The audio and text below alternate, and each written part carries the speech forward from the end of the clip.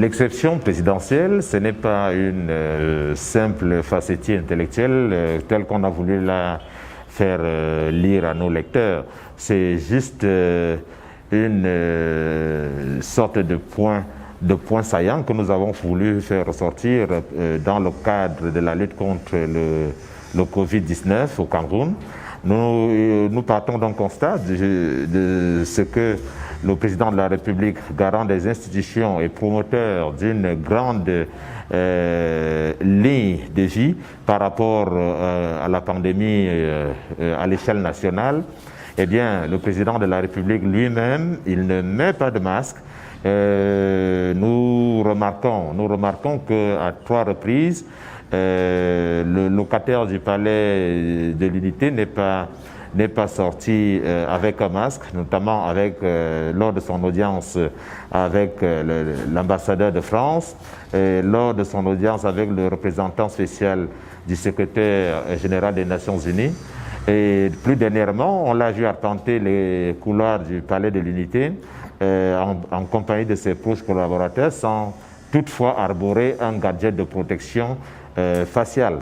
Eh bien, cette situation interpelle plus d'une personne parce que elle laisse la place à des élucubrations ou alors à des interprétations qui pourraient avoir une autre tournure sur le plan sémiotique, bien entendu. L'image même du président de la République est une image qui devrait à suffisance mettre en exergue la valeur de ce gadget. Il l'a répété inlassablement dans son discours du 19 mai, du 19 mai, il l'a répété inlassablement tout ce que ces ministres nous disent ou alors qu'ils essaient de nous faire comprendre par rapport à la ligne de protection nationale contre la pandémie. Il dit le port du masque est obligatoire et il a insisté sur le respect scrupuleux des mesures barrières. Et quant à cela, on constate qu'il est le premier à ne pas respecter la règle en question.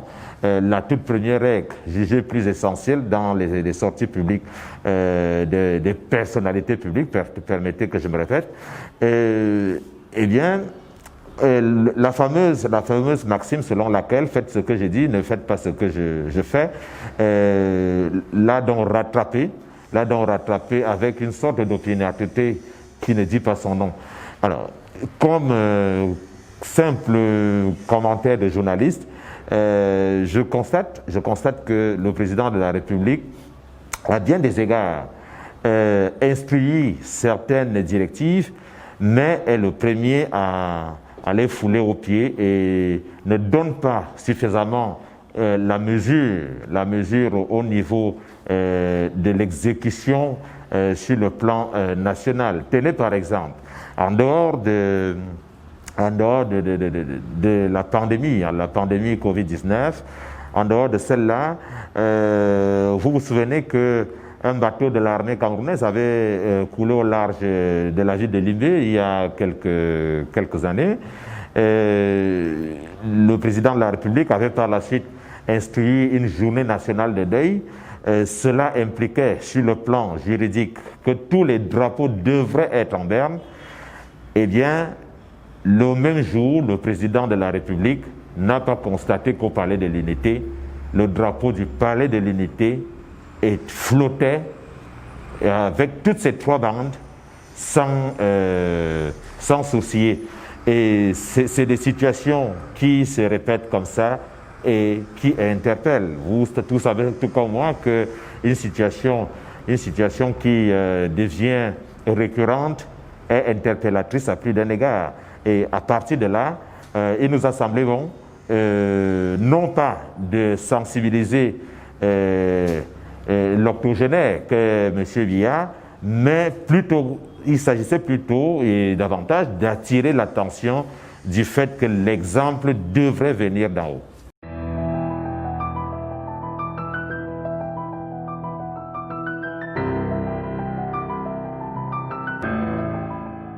Le corps en dehors de la presse. ça se comprend tout de go. Le président de la République a distribué des félicitations à tous ceux qui prennent part dans la lutte contre la pandémie coronavirus. Le président de la République est sorti le 19 mai au soir pour dire tout le bien qu'il pense du corps médical, tout le bien qu'il pense de tous ceux qui ont mis la main à la poche, grandes et petites bourses qui ont contribué dans le cadre du Fonds de solidarité instruit par lui-même. Eh bien, nous avons constaté que parmi ceux qui prennent activement part à la lutte contre le Covid-19, la presse indéniablement fait partie de ces acteurs-là. Et pris comme tel, la presse devrait aussi mériter des félicitations et devrait mériter des éloges, peut-être pas à titre subsidiaire, mais au plus haut niveau et avec beaucoup plus de solennité venant du président de la République lui-même. Le chef de l'État a donc pris soin, entre guillemets, de ne pas parler de la presse, l'autre acteur indispensable dans la lutte contre le Covid-19 au Cameroun, tant il est vrai que la presse nationale, qu'elle soit publique, qu'elle soit à capitaux publics ou à capitaux privés, intervient à un niveau comme à un autre, à une très large échelle, pour sensibiliser les populations, pour leur apporter des informations de première main, pour leur dire quelle est la conduite à tenir par rapport à la pandémie, pour leur dire également quelles sont les perspectives d'après Covid-19. Et cette presse-là, malheureusement, et comme toujours, est restée le parent pauvre d'un discours qui est supposé être relayé au plus grand niveau. Mais seulement en faisant une sorte de regard rétrospectif, on constate que le président de la République a rarement, pour ne pas dire jamais, il a rarement félicité la presse locale. Et c'est une situation qui sonne comme une maîtrisure dans l'esprit du journaliste que je suis, parce que nous sommes au front, de jour comme de nuit. Faites un tour au centre des urgences de prise en charge du Covid-19, vous comprenez quel est l'engouement avec lequel les journalistes travaillent, journalistes et tous les autres communicateurs ou assimilés. Et ils prennent beaucoup de leur temps pour mettre à exécution leur talent. Le métier, il expose ceux qui l'exercent, et le métier exalte aussi ceux qui l'exercent, mais le président de la République n'a pas jugé utile de féliciter l'ensemble de la presse nationale, qu'elle soit à capitaux publics ou à capitaux privés, on l'a dit. Partant donc de ce constat, on remarque que malgré toute la plus récente action forte de la presse privée, vous vous souvenez qu'à l'occasion de la journée mondiale, la récente journée mondiale, la journée internationale de la liberté de la presse, il y a eu presse morte au Cameroun. C'est dire que le président n'a pas pris cette action-là très au sérieux. On nous a annoncé que le ministre de la Communication serait sur le dossier, mais si certaines sources le confirment, on dit tant mieux.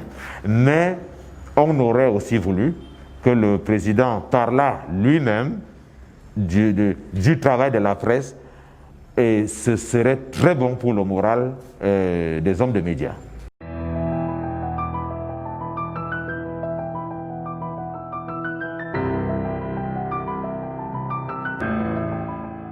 Une contagion communautaire, d'après, si je me fie à ce que disent les spécialistes, c'est une contamination à large échelle et dans un laps de temps très court. Et c'est exactement ce qui se passe au Cameroun, eu égard aux statistiques que nous avons du ministère de la Santé publique. Les statistiques les plus récentes nous font état de plus de 5000 cas. 5000 cas en l'espace en tout cas en moins de mois. Cela est interpellateur à plus d'un égard. Alors, vous me posez la question, qu'est-ce qui peut expliquer une telle résurgence des cas sans être spécialiste des épidémies ou des catastrophes? Je dirais que c'est le relâchement dans le respect des mesures barrières, parce que ces mesures-là avaient été édictées dans un cadre particulier et dans un cadre qui surprenait plus d'une personne. Au Cameroun, de mémoire d'homme ou alors de mémoire des journalistes, on n'a jamais appris que le confinement pouvait exister. On a vécu les états d'urgence, on a vécu ceci, les états d'exception dans ce pays, mais le confinement où on demande aux gens on demande aux citoyens de rester chez eux, c'était autre chose et avait une autre coloration plus contraignante parce qu'on n'était pas préparé. Dès lors qu'il y a eu assouplissement dans la prise en charge personnelle ou alors dans l'arsenal des mesures édictées à la mi-mars dernier, cet assouplissement a davantage contribué à mettre tout le monde dans un esprit, je ne dirais pas de liberté, mais dans un libertinage masqué qui sonnait justement le glas de toutes les précautions qu'on avait prises jusque-là. Voyez-vous, je regardais encore une télévision concurrente à la vôtre, un citoyen, un habitant de Mbanga qui disait, bon voilà, le président a décidé que les citoyens peuvent rentrer dans les bars. Eh bien, c'est dans son esprit, dans l'esprit de ces citoyens-là, ça sonnait comme la fin de l'épidémie. Eh bien, il disait carrément qu'il ne va plus se laver les mains et qu'il pourrait séjourner au bar jusqu'au matin. Et nous savons ce qui se passe dans les bars en Afrique, tout au moins au Cameroun. Les gens se frottent les uns aux autres, les gens ne prennent pas trop précaution de ce qui pourrait être le danger, et quand ils sont déjà trempés dans l'alcool, voyez-vous, la suite, je vous fais grâce de la suite. Vous voyez ce qui se passe au marché où les gens ne prennent pas soin d'eux-mêmes. On a beau désinfecter les allées et des marchés, mais les mesures barrières elles-mêmes ne sont pas respectées parce que les clients arrivent. Ils sont libres, les vendeurs, ils sont libres, tout le monde est libre. Dans les marchés, dans les gares routières, c'est pareil. Observez également que le nombre restreint de passagers dans les taxis a subitement augmenté. Et je me dis, c'est toutes ces petites variables-là qui ont contribué à rebooster ou alors elles ont contribué à faire répandre davantage le virus au Cameroun. Le Cameroun en lui-même, si l'on s'en tient toujours aux explications du ministre de la Santé les plus récentes, ces explications-là ne donnent pas clairement la mesure de ce que le Cameroun serait en phase communautaire. Le ministre a plutôt parlé d'un moment critique. Bon, les linguistes pourraient trouver des nuances, mais en journaliste, je me dis que la communication autour du Covid-19 au Cameroun a été nettement plus je dirais, plus défaillante que dans d'autres pays. Voilà ce que je peux donner comme explication par rapport à cette résurgence du virus observée.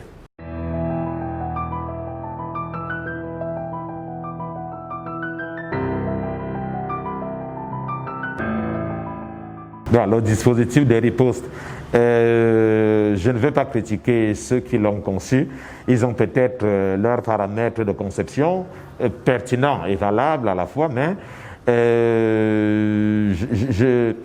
je vais m'attarder sur son efficacité sur le terrain.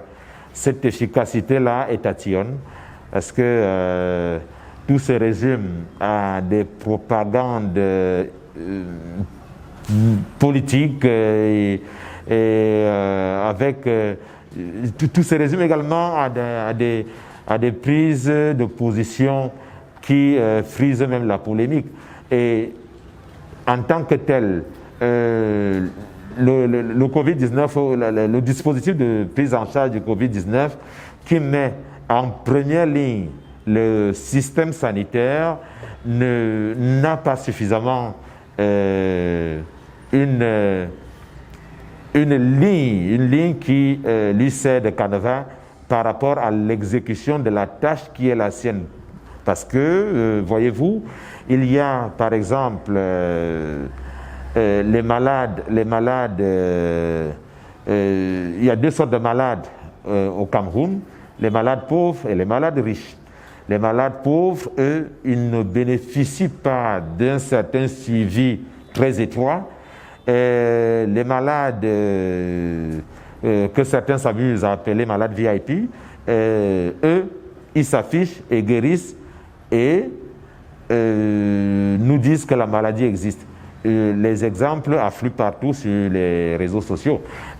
Alors, ce dispositif-là fait donc dans la discrimination. Cette discrimination s'observe également au niveau d'abord au niveau de la prise en charge des différents malades, au niveau de la prise en charge des personnes jugées encore saines, au niveau des personnes handicapées, au niveau même des collectivités territoriales décentralisées. Parce que il y a une polémique où la gestion, les élus locaux réclament la gestion de ce dispositif alors que le pouvoir central ne veut pas vraiment lâcher la bride. Et vous comprenez que ce dispositif est donc tatillon, même si à un niveau comme à un autre, il devient efficace, mais cette efficacité est encore assujettie à des balbutiements qui ne sont pas pertinents, à des balbutiements qui ne perdent pas le flanc à la pertinence.